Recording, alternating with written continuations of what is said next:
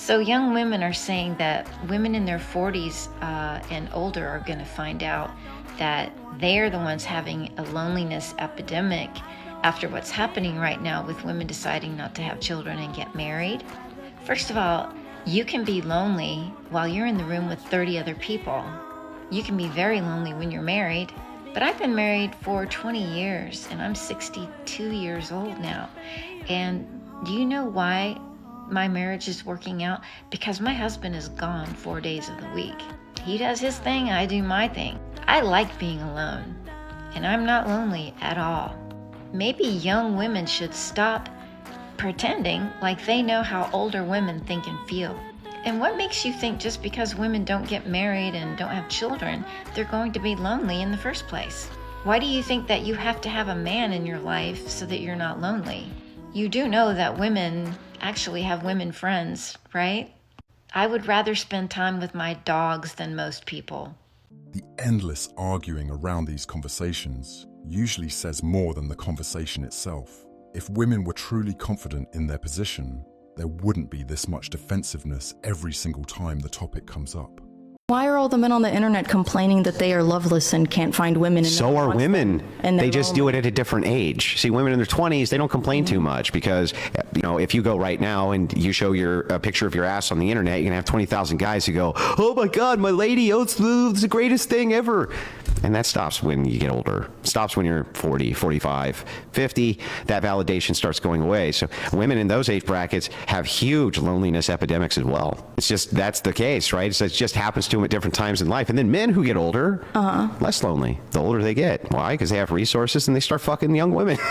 That's how it works. Well, I think that also, you know, that would depend upon what the woman has done with her life. My mother had no shortage of suitors who were wealthier than her and typically younger than her up until her 50s. And all of her friends seemed to do pretty well in their old age. I mean, but your anecdote aside, it's anecdotal, it is true there's a male loneliness epidemic crisis, and we are we do hyper focus on that, right? But the truth is that's the case for women too. If the men are lonely, then, and there's as many women as there are for men, right?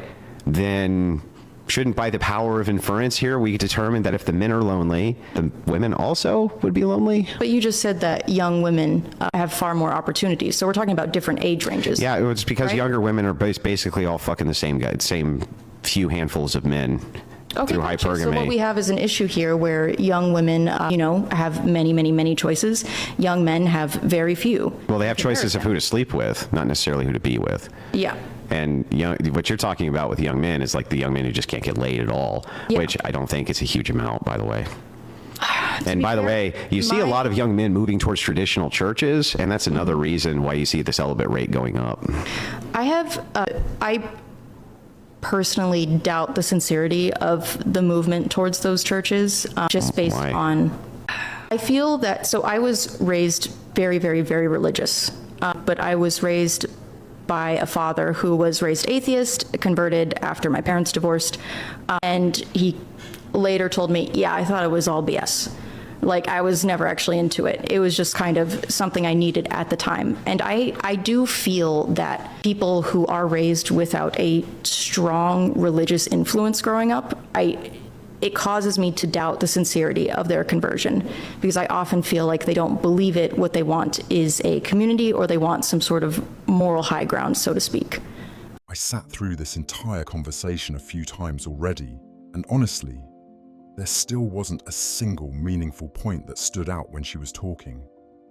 The whole thing felt more like emotional noise than actual self-awareness.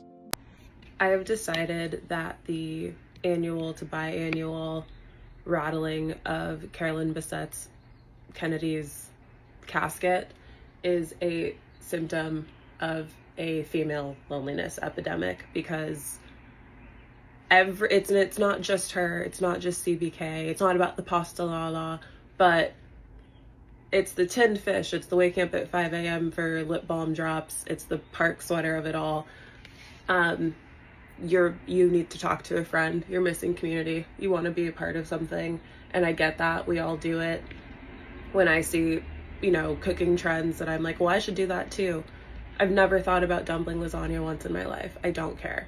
like I just want to be a part of something. So it's like every time you have that urge to go buy 15 white cotton shirts and get a hot Democratic boyfriend that's going to kill you in a plane crash, you need to call a friend, go have a drink with a friend, talk to the girl next to you in your Pilates class. That's what you're missing. You can't convince me otherwise. Do not argue with me in the comments about it. The urge to consume and be able to buy an identity or buy taste, you want to be a part of something, you want to be on the wave, you need to phone a friend. That's my old lady on the internet opinion of the day. I'm right.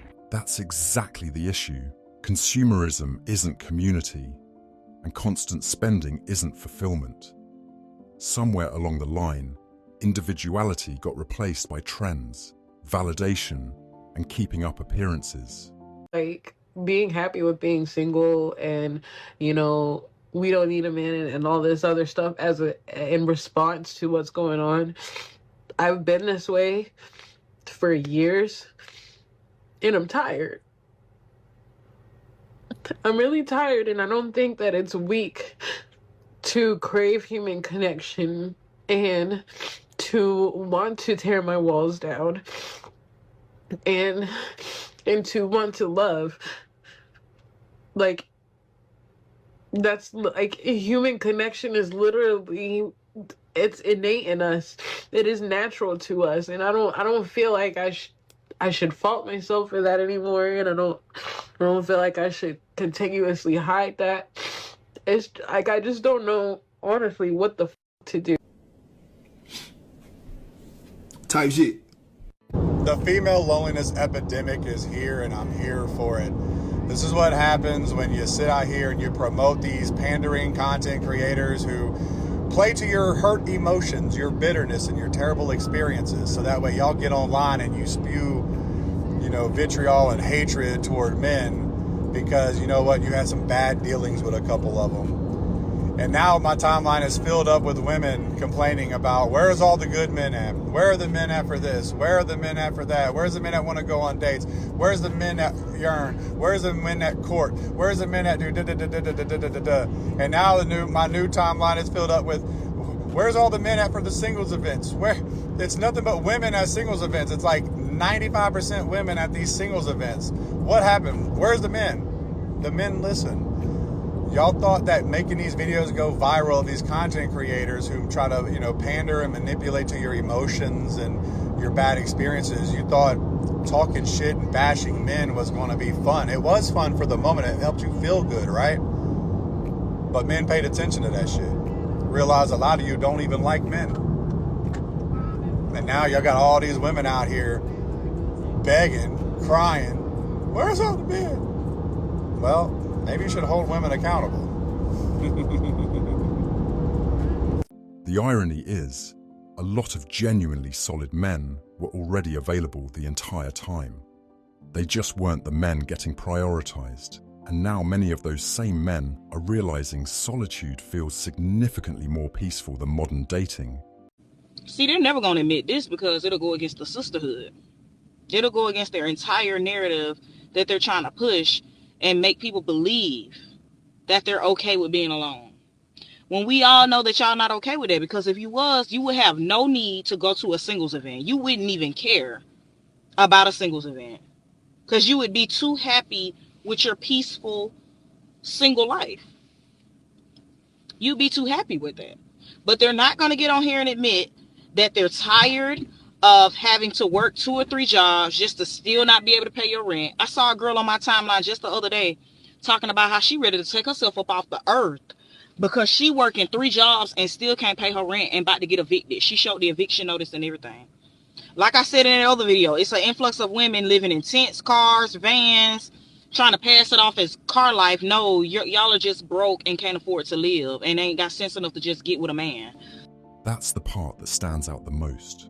Women who are genuinely fulfilled usually aren't online rage-baiting strangers all day, trying to convince everyone how happy they are.